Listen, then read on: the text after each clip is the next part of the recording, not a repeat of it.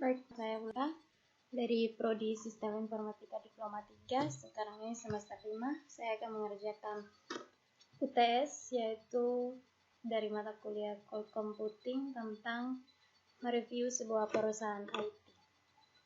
Di sini perusahaan yang akan saya review adalah perusahaan dari Grab.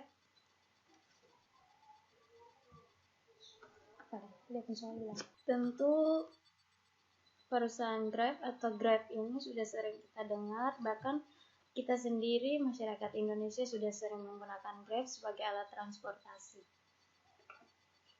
Grab ini sebelumnya dikenal sebagai Grab Taxi, yang merupakan salah satu platform layanan on-demand yang bermarkas di Singapura. Berawal dari layanan transportasi tersebut, kini perusahaan itu sekarang telah mempunyai layanan lain seperti pengantaran makanan dan pembayaran yang bisa diakses melalui aplikasi mobile. Untuk yang belum tahu tentang seputar Grab, ini adalah ikon dari Grab yang biasa kita jumpai atau yang biasa tentang Grab. Yang pertama kita akan membahas tentang perusahaan IT Grab itu sendiri. Pendiri perusahaan IT dari teknologi ini, Grab ini didirikan oleh Anthony Tan dan Tan Hoi Ling. Grab ini didirikan pada tahun 2012 pada bulan Juni, yang awalnya itu dikenal sebagai Grab Taxi hingga 2016. Kantor dari Grab sendiri berpusat di Singapura. Cabangnya itu sekarang ada di Asia Tenggara kecuali di Brunei dan Laos. Situs web sendiri dari Grab yaitu grab.com. Di Indonesia sendiri, Grab ini melayani pemesanan kendaraan seperti ojek atau Grab Bike, mobil atau Grab Car, taksi atau Grab Taxi, kurir atau Grab Express, pesan antar makanan atau Grab Food, dan carpooling atau Grab Hit Car. Saat ini, Grab tersedia di 125 kota di seluruh Indonesia, mulai dari Banda Aceh sampai Aceh hingga Jayapura sampai Papua, dan menerapkan sistem lintah menyedut darah mitra drivernya dengan menghilangkan intensif layak yang komisi pemotongan mitra driver hingga 20%. Berikutnya kita akan membahas tentang fitur-fitur yang ada pada Grab. Ada 5 fitur terbaru dari Grab. Yang pertama yaitu pusat bantuan. Pusat bantuan adalah walau mencari pasangan yang sulit, tapi dapatkan bantuan yang tidak sulit. Maksud dari fitur ini adalah kita bisa menemukan dengan cara mengunjungi laman profil atau aktivitas yang terdapat di laman utama aplikasi Grab. Fitur yang kedua yaitu kolom promo, yaitu untuk bisa menggunakan fitur ini, pertama kita bisa cek laman inbox yang terdapat di laman utama aplikasi Grab yang secara berkala, dan kita bisa mendapatkan kode promo yang bisa kita nikmati. Nah, untuk mendapatkan kode promo ini, kita juga harus membaca syarat dan ketentuan penggunanya terlebih dahulu. Cara yang kedua itu kita bisa mengunjungi laman rewards, lalu klik logo tiket di pojok kanan atas. Fitur yang ketiga adalah fitur kesayanganku. Kalau kamu suka, jadikan dia kesayanganku. Nah, kalau kita membuka laman GrabFood, kita akan melihat tanda hati di pojok kanan atas di aplikasi Grab. Tanda hati tersebut, jika dipilih, berisi daftar mitra GrabFood favorit kita. Jadi kalau kita ingin pesan makanan dari restoran favorit kita, tinggal klik tanda hati di pojok kanan atas aplikasi GrabFood. Nah, bagaimana cara kita memasukkan daftar mitra GrabFood favorit kita ke dalam kesayangan?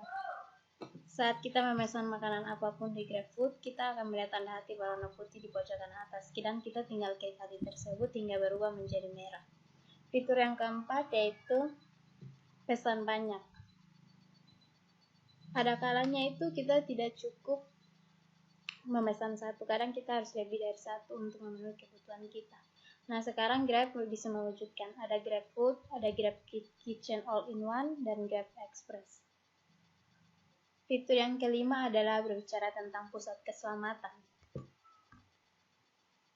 Nah, di sini sebagai pelanggan Grab, ada 3 layanan yang kita butuhkan, yaitu bagikan informasi perjalanan, laporkan masalah keselamatan, dan yang ketiga adalah dapatkan pertolongan darurat.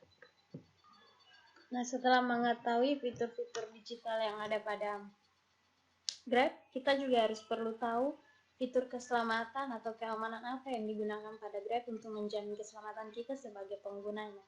Yang pertama adalah Share My Ride, yaitu fitur yang menawarkan kepada penumpang opsi untuk memberi akses bagi keluarga atau orang tercinta melacak lokasi GPS kita sehingga status perjalanan kita itu diketahui oleh keluarga kita atau orang terdekat kita. Yang kedua adalah Report a Safety Issue atau laporkan masalah keselamatan, adalah fitur yang memungkinkan penumpang dapat dengan mudah melaporkan masalah keselamatan. Misalnya, mengemudi yang tidak aman kapan saja dalam perjalanan mereka sehingga Grab dapat mengambil tindakan cepat terhadap potensi insiden keselamatan. Yang ketiga adalah Get Emergency Assistance atau dapatkan pertolongan darurat, dapat digunakan jika terjadi keadaan darurat. Penumpang dapat meminta bantuan dari tim respon Inside Grab 24/7 jam. Peringatan SMS yang berisi detail perjalanan mereka dan lokasi saat ini akan secara otomatis dikirim ke kontak darurat yang didaftarkan. Selanjutnya, fitur pusat keselamatan melengkapi fitur keamanan lainnya yang telah ada sebelumnya, yaitu ada SOS button atau tombol darurat, di mana mitra pengemudi dapat secara mudah menekan tombol notifikasi di dalam aplikasi Grab kepada kontak darurat apabila mereka merasa terancam. Yang kedua adalah kamera Grab siaga.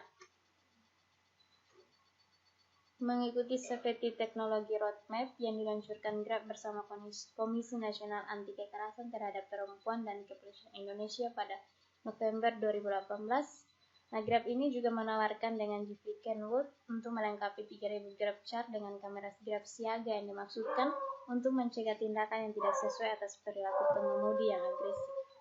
Yang ketiga adalah Free Call.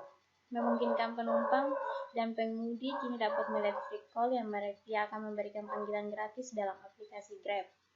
Yang keempat adalah verifikasi wajah pelanggan dan pengemudi melalui swafoto. Nah, fitur ini berguna bagi penumpang yang bergabung dalam Grab untuk pertama kalinya untuk melakukan verifikasi wajah secara langsung sebagai bentuk identifikasi sebelum memesan kendaraan untuk pertama kalinya.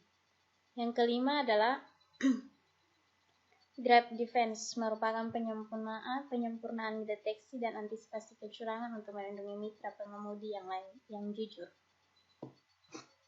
Nah, selain itu juga ada fitur terbaru, yaitu pemantau perjalanan bagi penumpang dan mitra pengemudi. Melalui fitur Grab ini menggunakan teknologi Artificial Intelligence atau AL untuk mendeteksi pemberhentian yang tidak direncanakan. Nah, untuk aplikasi Grab ini juga dia menggunakan keamanan yang bisa menyamarkan nomor telepon kita sebagai penumpang maupun pengemudi, sehingga orang tidak bisa sembarang mengambil nomor telepon kita. Selanjutnya kita akan bicara tentang kelebihan dan kekurangan dari aplikasi Grab ini sendiri. Yang kelebihannya yaitu yang pertama adalah Grab ini memiliki layanan jasa Grab Car, Grab Bike, Grab Taxi, dan Grab Expert, serta ada Grab Food. Kelebihan yang kedua yaitu jumlah pengemudi terbesar di Asia Tenggara termasuk Indonesia. Yang ketiga adalah pengemudi dari Grab ini terlatih dan memiliki kerjasama dengan pihak keamanan dan pemerintah. Yang keempat, adanya jaminan asuransi kecelakaan agar menjamin keselamatan pelanggan. Selanjutnya adalah memudahkan pembayaran baik secara tunai, kartu kredit, dan mobile wallet, atau sekarang ini menggunakan OVO. Selanjutnya, kelebihan selanjutnya adalah aplikasi yang relatif mudah digunakan. Dan kelebihan selanjutnya adalah menampilkan informasi lengkap baik berupa foto, nama, plat nomor, hingga nomor telepon pengemudi. Dan kelebihan yang terakhir itu adalah harganya tercantum saat kita mengorder atau memesan Grab. Nah, dari kelebihan itu juga ditemukan kekurangan dari aplikasi Grab-nya sendiri, yaitu yang pertama adanya kurangnya respon atau tanggapan dari pihak Grab apabila adanya keluhan dan masukan dari pelanggan.